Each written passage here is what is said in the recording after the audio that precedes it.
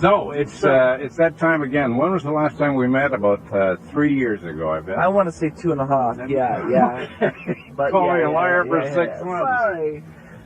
This is a different studio than we were last in. This, in fact, is not a studio. We're gazing over one of the most beautiful cities of the world. What do you think? This is God's studio. It's amazing. It's an extraordinary view. I mean, there's a reason why people are moving up here from California in such large numbers, right? A little better than Liverpool and London as well. Oh, yes. In many ways. Yeah, I mean, the only thing I miss from London is actually the cultural stuff. I miss the density of the theatres. I miss the great galleries. I mean, that's about all. You don't like plastic and smog? I don't like plastic and smog. And actually, I've been in LA now for 5 years, and another 5, and then I'll be out of there. I will have done all I need to do in terms of getting my feet well under the studio's tables. And I'm actually getting a little weary of the movies. I'm getting weary of the politics. I'm getting weary of the nonsenses of sitting in meetings with people who are not cine literate, who've never heard of Fellini or Bergman or Tarkovsky. There's an extraordinary story which I think sums up the Los Angeles experience beautifully. David Lean, the late David Lean, who made, Lawrence of Arabia and Bridge on the River Kwai and masterpieces. In his late 70s, wanted to make a movie called Nostromo based upon Joseph Conrad's novel with the same name.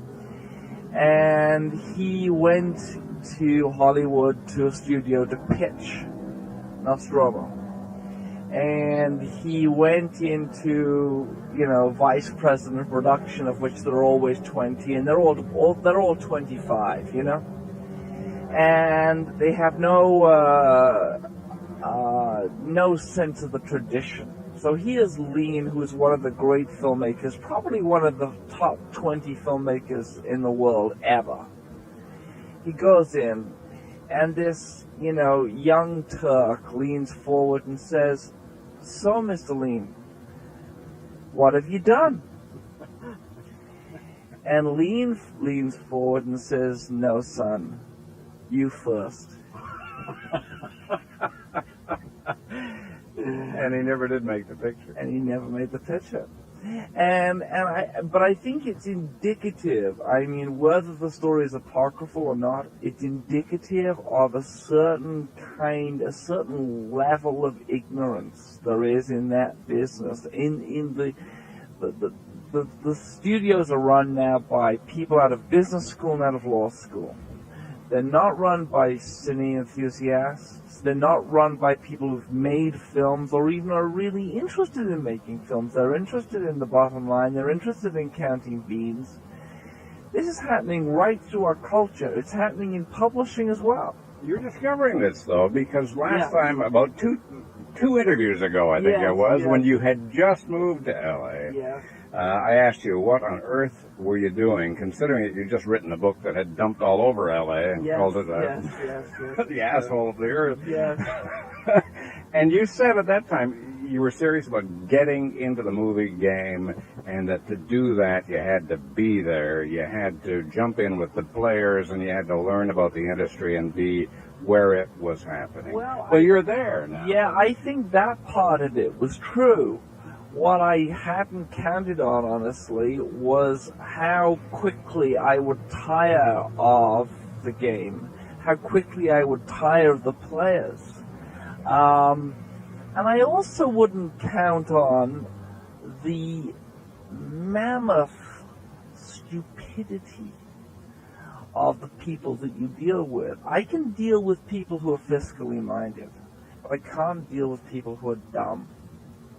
And you have to know so many of these people are so dumb. Terry Gilliam had it the best way. He said the best way to clear out a room in any studio is to use the word art. That's when they flee for the door, screaming and yelling and saying, don't like that 3-letter word. And I hadn't counted when, you're right, 2 conversations ago, I was more naive. And everything they said about the place is true, and then some.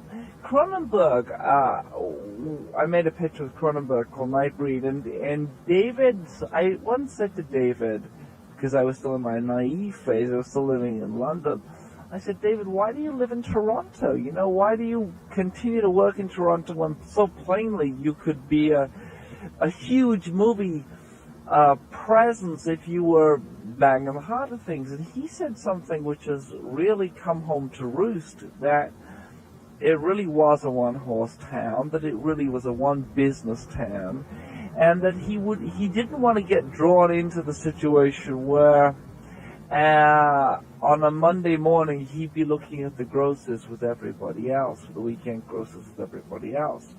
And it's very easy to get pulled into that sort of value system that assumes that, because Independence Day made the most money for the summer, it's the best movie of the year, Well, whereas wonderful movies like Lone Star, for instance, the John Sayles picture, probably made $2 million. They run in small independent houses, right. And get picked up by chains. Exactly. You've yet to make your David Lean movie. You've yet to make I think probably what a lot of people think you're capable of. Why is that? Is that money, or is it what we're just been talking about, the resistance that you run into? I wrote a script earlier in the year, which is very, very close to my heart. Closest to my heart, but I think a picture, anything that I've ever written for the screen, couldn't get it set up.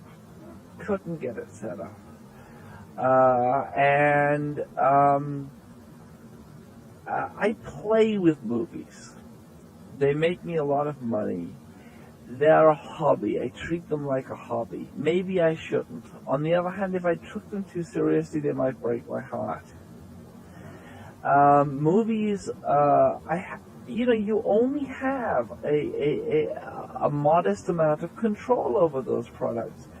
Whereas books, I have complete control. Paintings, I have complete control.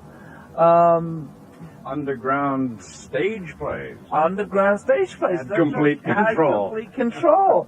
And the movies. Do I take movies as seriously as writing or painting? No, nowhere near.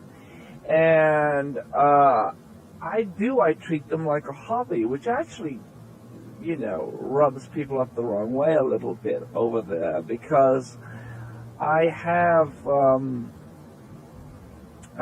the freedom as a writer to walk away. And one of the things that system is predicated upon is the fact that you can't walk away. Most people working in that system can't walk away. If you're a director, basically you need compliance with other people to actually get the money to go do that thing. As a writer, I don't need to do that.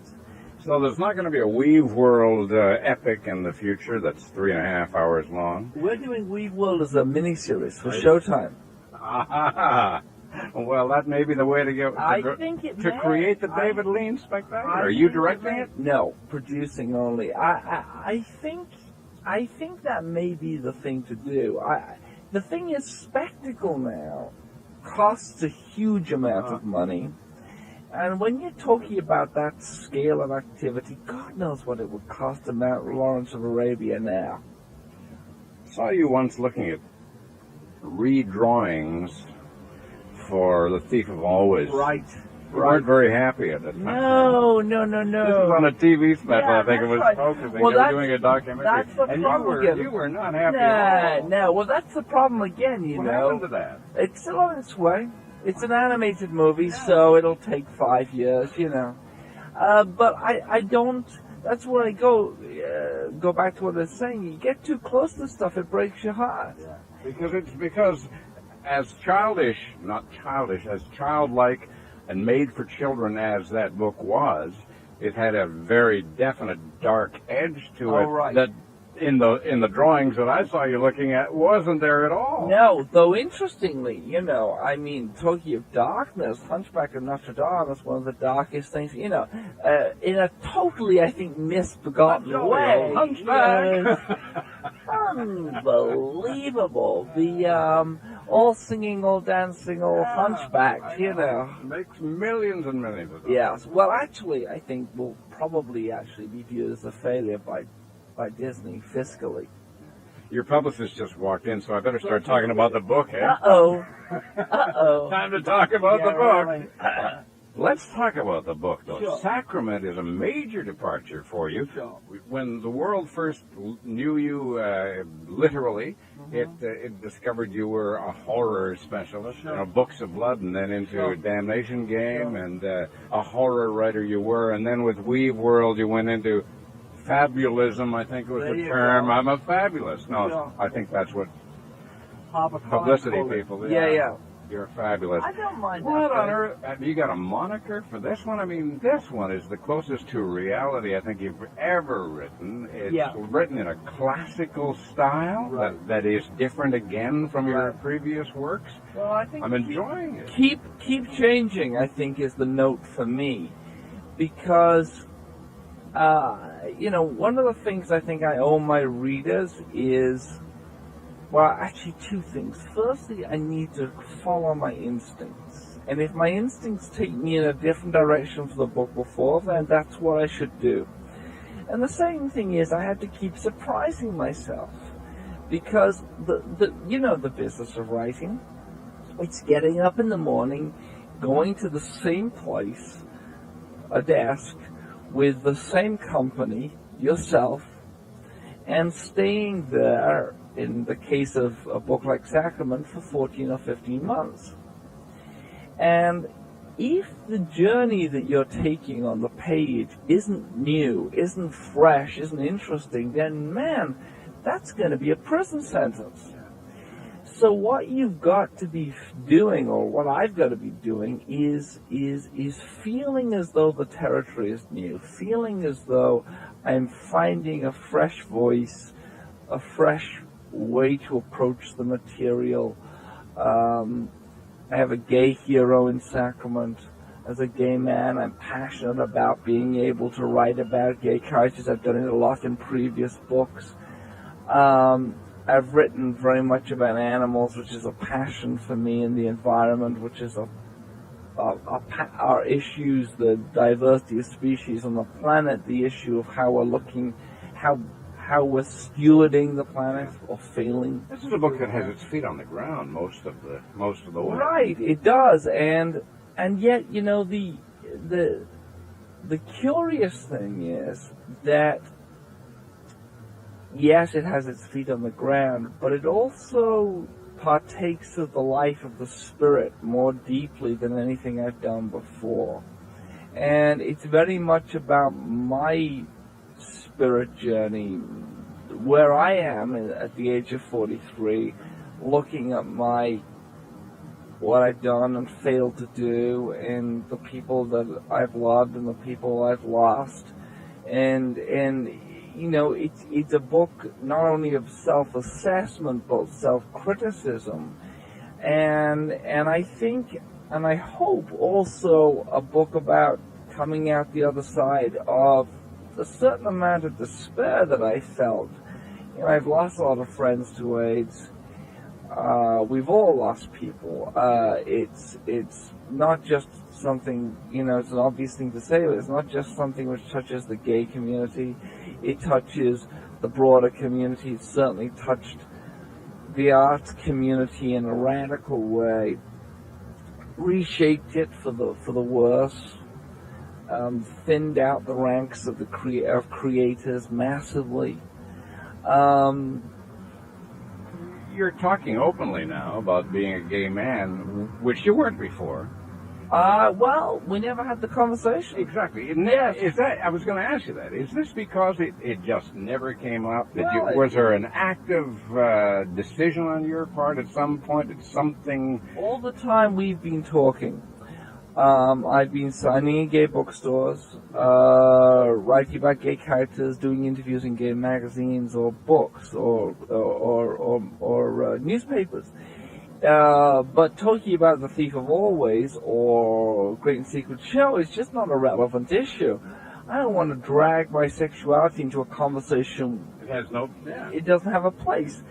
On the other hand, if you'd said on the air, are you going back to your girlfriend? I would have said, no, I'm going back to my boyfriend. Yeah. I mean, it would never have been an issue with me. But it's become now it's not an issue. You've made it an issue, but it's also in fandom.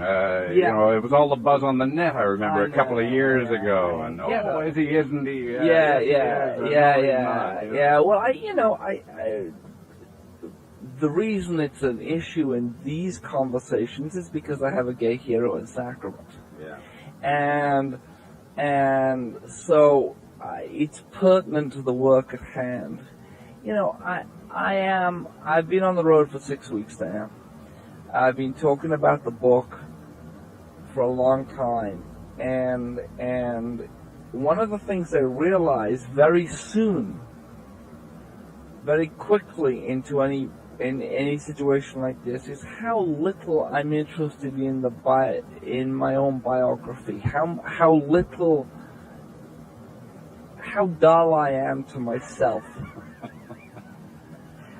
Are you still drawing characters prior to writing a book so you can live with characters? Does that apply as much with Sacrament? It applies less with Sacrament because there's less fantastical stuff in it. The monsters aren't less there. Monsters, right.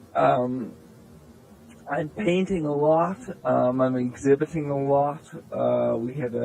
Since we last met, we had a huge museum, kind of retrospective in Laguna. We got exhibitions coming in New York and Los Angeles next year, and a new book of paintings coming later next year as well. Illustrator 3, or is it? No, a big really? format. Yeah, the people who do the Giga books, Necronomicon, Morpheus, they're called, are doing a big book of paintings. So that's a big deal for me, and so I've taken the painting off into a much more ambitious area. I said at the beginning, you began to come to public knowledge anyway as a playwright, then as an author, then as a director, and then as an artist, and sort of in that order they've all come out, but you're still doing them all simultaneously, with possible exception of playwright, although you did a screenplay you were talking about.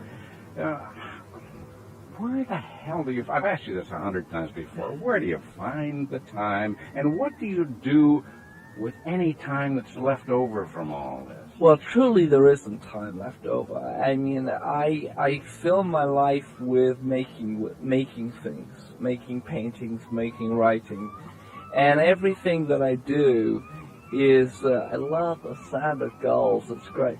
Move here. It's so cool. I